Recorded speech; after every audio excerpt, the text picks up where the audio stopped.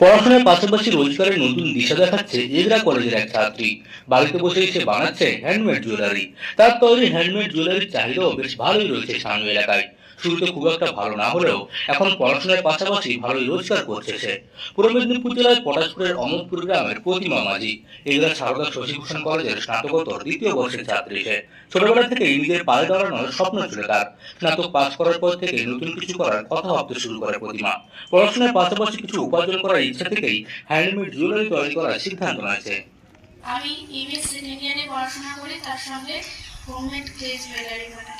প্রথম ফেসবুকে ফটো দেখেছিলাম লোকের বানানো ভিডিও, তারপর ইউটিউবে সার্চ করলাম, তারপরে সেই ভিডিওগুলো দেখে দেখে নিজে অনলাইনে প্রোডাক্ট নিয়ে বানালাম। তারপরে নিজের জন্য বানাতে শুরু করেছিলাম, বান্ধবীরা বলেছিল তাদের জন্য বানিয়ে দিতে, তাই ওদের জন্য বানিয়েছিলাম।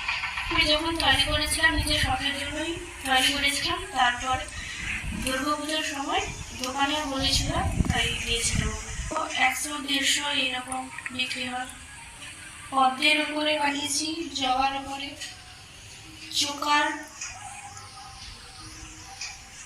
তবে শুরুটা সহজ ছিল না। কিভাবে জুয়েলারি তৈরি করতে হয় সে বিষয়ে তার কোনো প্রশিক্ষণ ছিল না। তবুও নিজের আগ্রহ আর ইচ্ছে শক্তিকে ভরসা করেই এগিয়ে যায় প্রতিমা। জুয়েলারি তৈরির কৌশল শেখার জন্য ইউটিউবকেই ভরসা করেছে। বিভিন্ন টিউটোরিয়াল দেখে ধীরে ধীরে শিখতে থাকে নতুন নতুন ডিজাইন। কিন্তু বড় সমস্যা ছিল পুঁজি। কলেজ পড়ুয়া হওয়ায় হাতে তেমন টাকা ছিল না।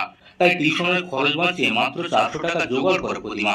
সেই টাকায় অনলাইন থেকে কিছু কাঁচামাল কিনে নিয়ে আসে। ছোট্ট সেই উদ্যোগ থেকেই শুরু হয় তার কাজ।